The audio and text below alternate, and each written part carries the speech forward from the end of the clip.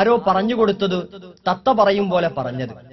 എന്നാൽ കാര്യങ്ങളെല്ലാം കൃത്യമായി മനസ്സിലാക്കി അബ്ദുൽ ജബ്ബാർ മൗലവി പറഞ്ഞത് തെറ്റില്ല, അദ്ദേഹം പറഞ്ഞത് പ്രമാണബദ്ധമാണ്, നൂറ്റാണ്ടുകളായി സലഫി ലോകം പറയുന്ന അതേ വാദമാണ് അദ്ദേഹവും പറഞ്ഞത് എന്ന് വേദികൾ തോറും സംസാരിച്ചിരുന്ന അഹമ്മദ് അനസ് മൗലവിയും ഹനീഫ കായക്കൊടിയും ഈ ആരോപണത്തിൽ പങ്കുചേർന്നു എന്നതാണ് ഏറെ സങ്കടകരം. അബ്ദുൽ ജബ്ബാർ മൗലവിക്ക് ജിന്നുകളോട് തേടാമെന്നാണ് വാദം എന്ന് ഹനീഫ കായക്കൊടി സംസാരിക്കുന്നത് കാണുക. തേടാന്ന് ജബ്ബാർ മൗലവി പറഞ്ഞിട്ടുണ്ടോ? തേടാന്ന് വാദമുണ്ടോ എന്നാണ്. ശരിക്ക് തേടാന്ന് തന്നെയാ വാദം. തേടാന്ന് ജബ്ബാർ മൗലവി പറഞ്ഞിട്ടുണ്ടോ? തേടാന്ന് വാദമുണ്ടോ എന്നാണ്. ശരിക്ക് തേടാന്ന് തന്നെയാ വാദം. തൗഹീദ് വിമർശനങ്ങൾക്ക് മറുപടി എന്ന പുസ്തകത്തിൽ അദ്ദേഹം ഈ വിഷയം പറഞ്ഞതിന് ശേഷം തുഹ്ഫത്തുൽ ദാക്കിരീൻ ഉദ്ധരിക്കുന്നുണ്ട്. ഇതുപോലെ അങ്ങോട്ട് കാണുന്നില്ലെങ്കിലും മലക്കുകളോടും ജിന്നുകളോടും സഹായാഭ്യർത്ഥന നടത്താമെന്ന് തുഹ്ഫത്തുൽ ദാക്കിരീനിൽ ഷൗക്കാനി പറഞ്ഞതും ഇത് തന്നെയാണ്. ഷൗക്കാനി എന്താ പറഞ്ഞത്? അനുവദനീയാണ്. ഇപ്പൊ നമ്മളെ പറ്റിയുള്ള വലിയ പരാതി, ഷൗക്കാനി മുശ്രിക്കാന്ന് പറഞ്ഞില്ലേ, ഇമാം നവവി മുശ്രിക്കാന്ന് പറഞ്ഞില്ലേ.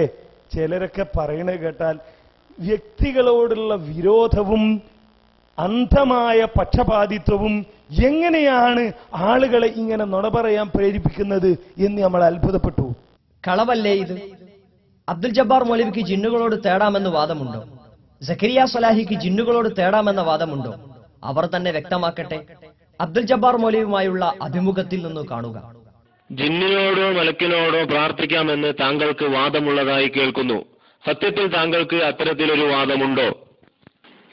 ജിന്നിനോടും മലക്കിനോടും പ്രാർത്ഥിക്കാമെന്ന് പറഞ്ഞിട്ടുണ്ടോ? ഇപ്പോൾ ഉണ്ടാകുന്ന ഒരു സംശയമാണ് പലരും ചോദിക്കുന്ന ചോദ്യം.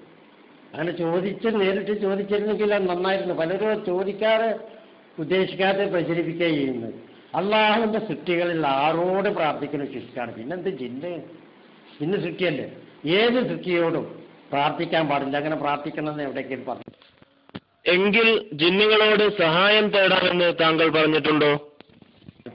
പിന്നെ വേറെ എന്ന് പറയുന്നത് സഹായം ചോദിക്കാമോ? ഞാൻ വാസ്തവത്തിൽ അങ്ങനെ ഒരു വിഷയം ജിന്നുകളോട് സഹായം ചോദിക്കാമെന്നോ അല്ലെങ്കിൽ ചോദിക്കേണ്ടതാണ് എന്നോ എവിടെങ്കിലും എഴുതിയിട്ടുണ്ടോ? അങ്ങനെ എഴുതിയത് കാണിച്ചു തരാൻ കഴിയുമോ? അങ്ങനെ സഹായം ചോദിക്കണമെന്ന് അല്ലെങ്കിൽ സഹായം ചോദിക്കാമെന്ന് പറഞ്ഞത് വേറെ, അത് വിഷയം വേറെ. അതൊരു മുസ്ലിയാരുമായുള്ള എഴുത്തുകളിൽ അത് എത്താണ് പ്രാർത്ഥന ആവുക, പ്രാർത്ഥന അല്ലാതാവുക എന്ന കാര്യം വിശദീകരിച്ചിട്ടുണ്ട്. അപ്പോഴേക്ക് എന്തായിരിക്കും? പ്രാർത്ഥിക്കാമെന്ന് പറഞ്ഞിട്ടുണ്ട്, ജിന്നുകളോട് പ്രാർത്ഥിക്കാമെന്ന് പറഞ്ഞിട്ടുണ്ട് എന്നുള്ളൊരു പ്രചരണം. അതാണ് ഞാൻ ആവർത്തിച്ച് പറയുന്നത്. ചോദിക്കട്ടെ, ജിന്നുകളോട് സഹായം തേടാമെന്നെങ്കിലും എവിടെയെങ്കിലും എഴുതിയിട്ടില്ല. സഹായം തേടാമെന്ന്, സഹായം ആവശ്യപ്പെടാമെന്ന് എവിടെ എഴുതിയിട്ടില്ല. അങ്ങനെ പറഞ്ഞിട്ടുമില്ല. പിന്നെ ഇല്ലാത്തത് പ്രചരിപ്പിക്കുകയാണ്. അതാ പറയുന്നത്, അള്ളാഹുവിന്റെ ഏത് സൃഷ്ടിയാവട്ടെ, ഏതൊരു സൃഷ്ടിയോടും പ്രാർത്ഥിക്കാൻ പാടില്ല, പ്രാർത്ഥന ആവുന്ന രൂപത്തിലുള്ള സഹായാർത്ഥന പാടില്ല, അത് ചുറ്റാകുന്നു. ഏത് സൃഷ്ടിയാലും അവിടെ ജിന്നാവട്ടെ, മനുഷ്യനാവട്ടെ, മലക്കാവട്ടെ, മറ്റേതും ആവട്ടെ. അതേ പ്രകാരം ജിന്നുകളോടും അദൃശ്യ ജീവികളോടും സഹായം ചോദിക്കാമെന്ന് എഴുതിയിട്ടുണ്ട്. അതും എഴുതിയിട്ടില്ല. അങ്ങനെ ചോദിക്കാമെന്ന്, ജിന്നുകളോട് സഹായം ചോദിക്കാമെന്ന് എഴുതിയതായിട്ട് അല്ലെങ്കിൽ പറഞ്ഞതായിട്ട്, അല്ലെങ്കിൽ സഹായം ചോദിക്കണം, അത് ചോദിക്കേണ്ടതാണ്, അങ്ങനെ എന്തെങ്കിലും എവിടെയെങ്കിലും എഴുതിയിട്ടുണ്ടോ? ഇല്ല. ഇല്ലാത്തത് വെറുതെ ഇങ്ങനെ ആരോപിക്കുകയാണ്. അങ്ങനെ പറഞ്ഞ് എഴുതിയതായി കാണിച്ചു തരാൻ സാധ്യവുമല്ല.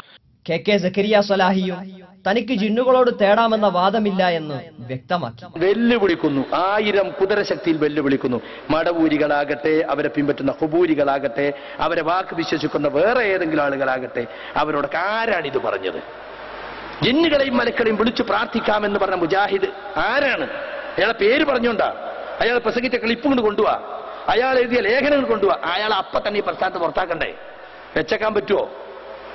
എന്താ ഈ പറയണത്? തൗഹീദ് പ്രസ്ഥാനത്തിൽ ശിർക്ക് പ്രസംഗിക്കേ, ശിർക്കിന് വേണ്ടി എഴുതിയേ. അപ്പൊ പച്ച കള്ളം പള്ളം പറയാ ഒരു മടിയില്ലാത്ത മനുഷ്യന്മാര്. ചർച്ചയുടെ മർമ്മമറിയാതെ പലരും പലതും പറഞ്ഞു. ഏതോ ചാരന്മാർ കൊണ്ടുകൊടുത്ത സീഡി കേട്ട് പലരും വഞ്ചിതരായി.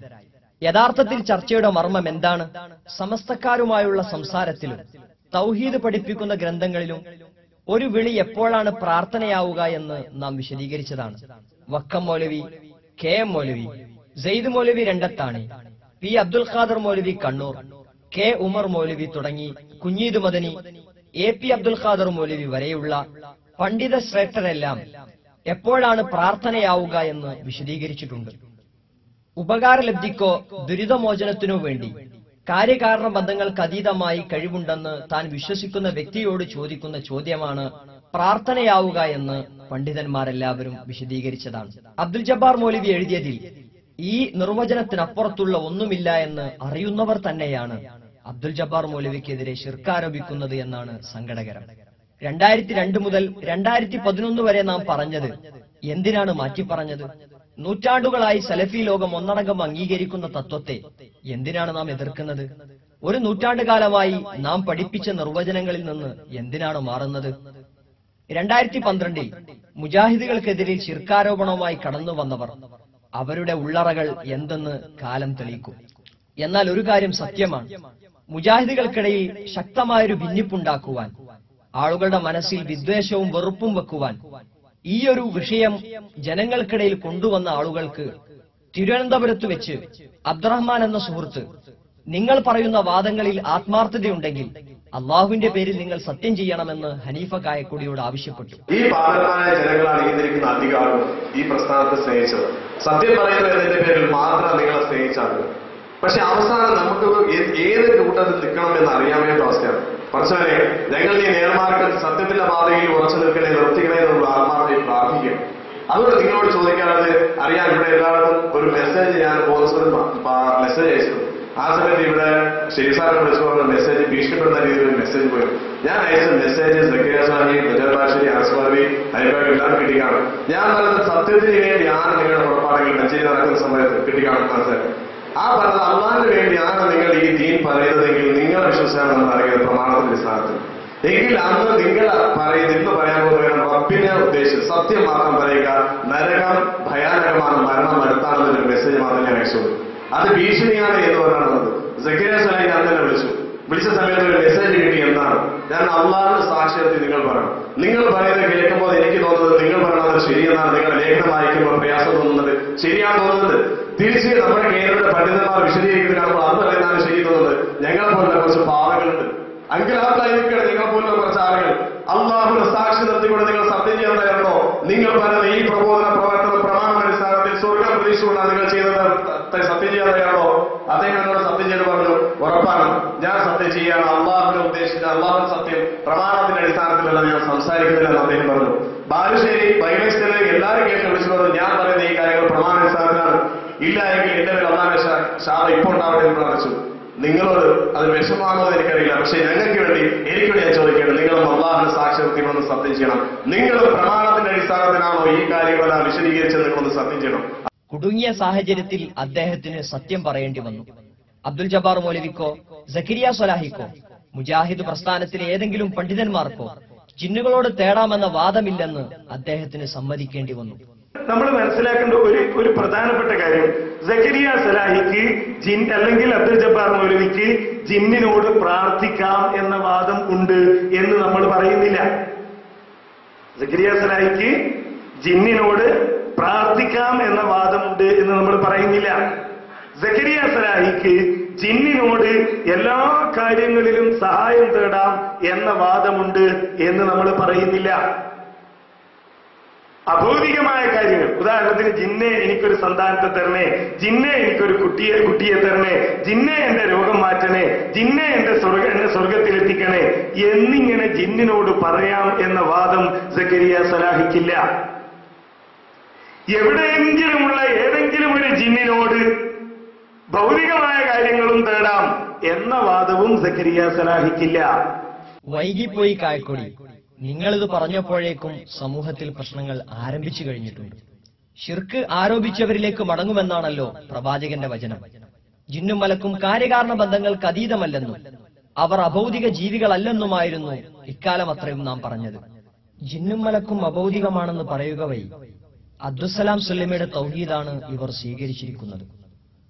അഭൗതിക മാർഗത്തിൽ ഉപകാരം ചെയ്യുവാനോ ഉപദ്രവം ചെയ്യുവാനോ അള്ളാഹു അല്ലാത്തവർക്ക് സാധിക്കുകയില്ല എന്നതാണ് ഇസ്ലാമിന്റെ അടിസ്ഥാനം. പിശാചുക്കൾ ജ്യോത്സ്യനെയും സാഹിറിനെയും സഹായിക്കുമെന്നത് കേരള ജമിയത്തുൽ ഉലമ അംഗീകരിച്ചതാണ്. സിഹിർ ഫലിക്കുമെന്നത് KJU അംഗീകരിച്ചതാണ്. ജിന്നുബാധ ഉണ്ടാകുമെന്നതും KJU അംഗീകരിച്ചതാണ്. ഇപ്രകാരം അബ്ദുസലാം സുലമിയുടെ തൗഹീദ് സ്വീകരിക്കുകയും KJU പറഞ്ഞത് അംഗീകരിക്കുകയും ചെയ്താൽ ജിന്നുകൾക്കും മലക്കുകൾക്കും അഭൗതികമായി ഉപകാരോപദ്രവങ്ങൾ ചെയ്യുവാൻ സാധിക്കുമെന്നല്ലേ ഇവർ വിശ്വസിക്കേണ്ടത്? അഭൗതികമായി ഉപകാരോപദ്രവങ്ങൾ ചെയ്യാൻ അള്ളാഹുവിന് മാത്രമേ സാധിക്കുകയുള്ളൂ എന്ന ഇസ്ലാമിന്റെ അടിത്തറക്ക് ഇവർ എതിരാവുകയല്ലേ ചെയ്യുന്നത്? നമസ്കരിച്ച് നോമ്പ് നോറ്റ് സൽക്കർമ്മങ്ങൾ ചെയ്ത് ശിർക്കൻ വിശ്വാസത്തിലേക്കും വാക്കുകളിലേക്കും പോകേണ്ടി വരുന്നത് എന്തു സങ്കടകരമാണ്.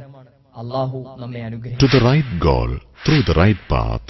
Profcon, 17th Professional Students National Conference, 8th, 9th and 10th March 2013 at Malappuram.